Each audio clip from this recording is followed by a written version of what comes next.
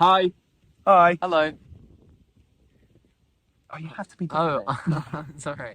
Hi, welcome to our track by track. Yeah, we're going to talk you through Misfits, all the songs on it, how they came about, what they're about, and if we even like them. God, I hope we like them. The first song that we wrote for the EP was Misfits, and actually the whole EP we based around it. The song came about, and we all said, this would make a great concept for an EP.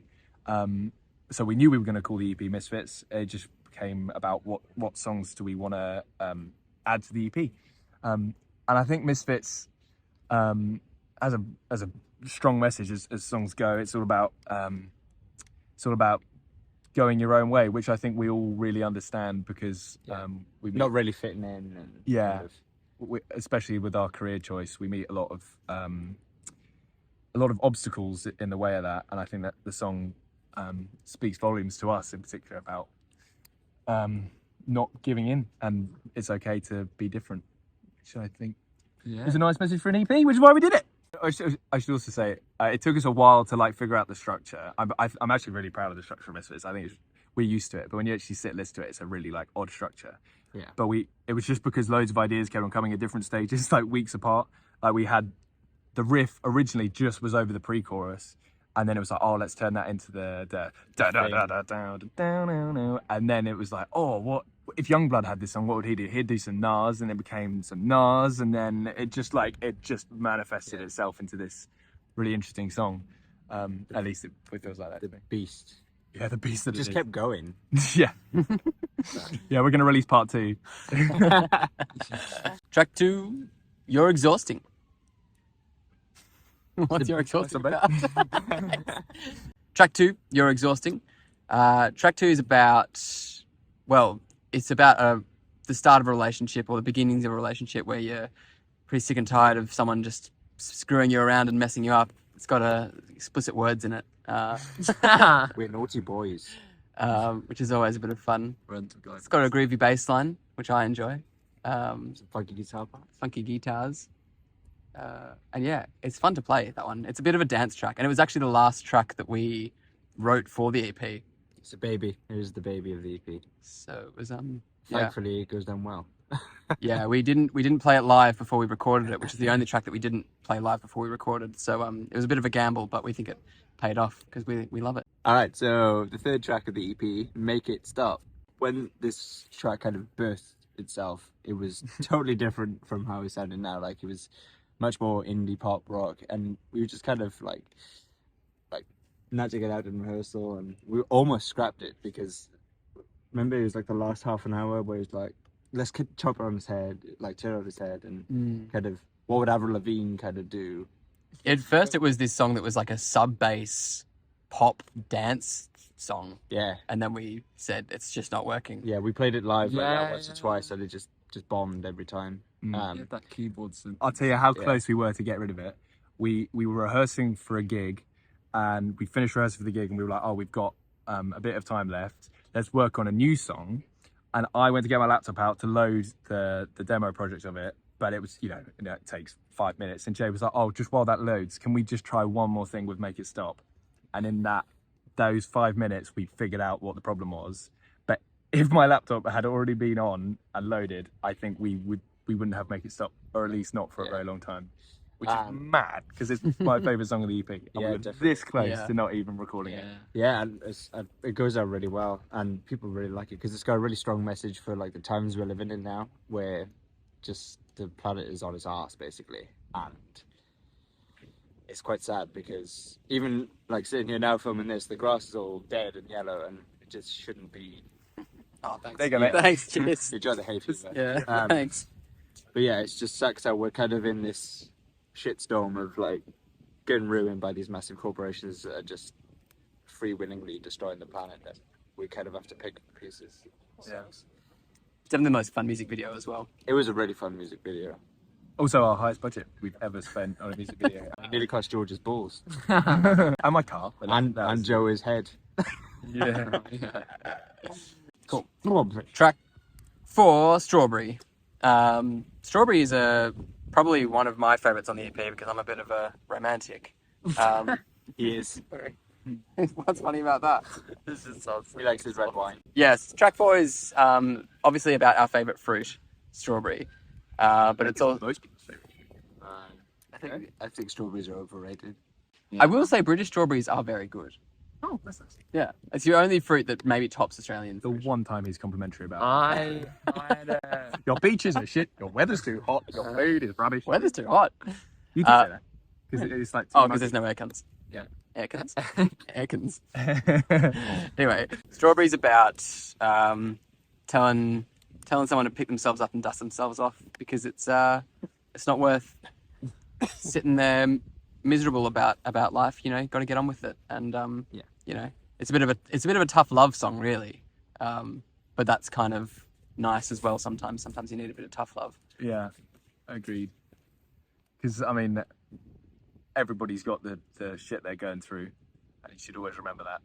But every so often, like I remember I once had a really bad breakup, and I was just moping everywhere, and I was relying on my mum, who I lived with at the time, to be really supportive. And then she just said, "George, you need to get on with it." Yeah. And that really helped. That really did. A lot more than if she'd given me a cuddle, because I'd have carried on being miserable. Yeah. So yeah, that's what the song. I think it's that thing like when you fall over when you're a kid and your parents can either go, "Oh, it's okay," or "Get up and do it again." Yeah. That happened when you banged your head, didn't it?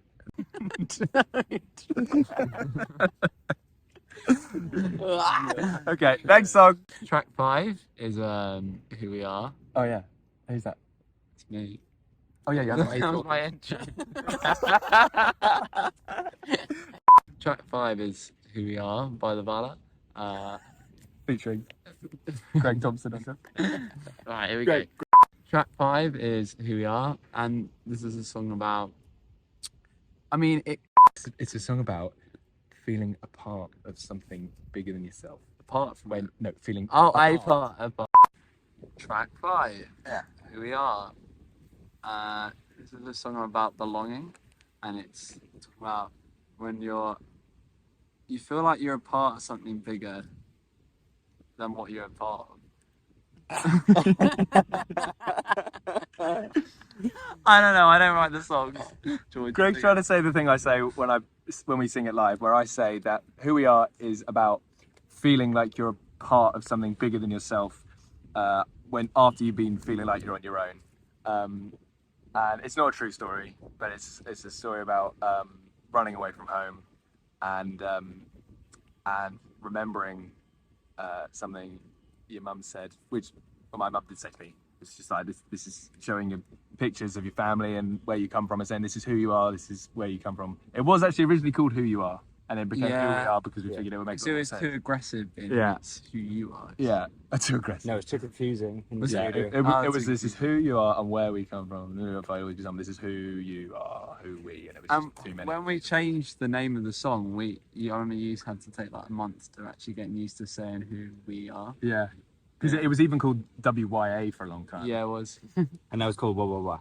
Wah, wah, wah. Yeah, and it's a shame actually because the demo, like if we ever show someone the demo, it's completely different. Like it doesn't sound like it. It sounds like a different song. Who you are. A lot more empty. It's also got a riff of guitar solo in it. Wait, who did that? Who did that? Probably me. Yeah, it was actually. Hamish. Yeah, Yeah. on Jay's guitar. That's what it sounds like. Yeah.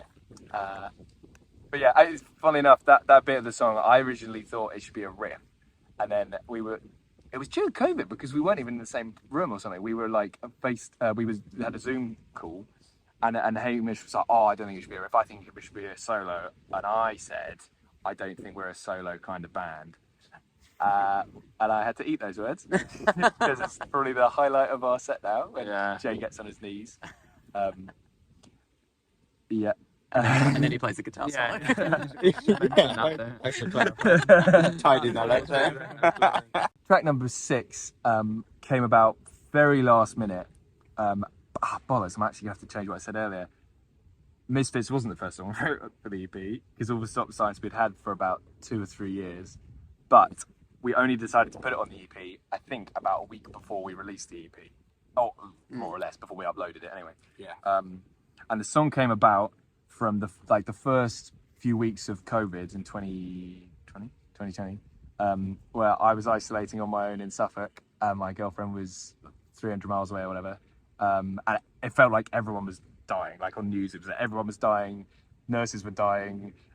It was just like the end of the world, and I was isolating on my own, and I just wrote this song about escaping isolation and picking up my girlfriend and doing something nice because I didn't want to die on my own.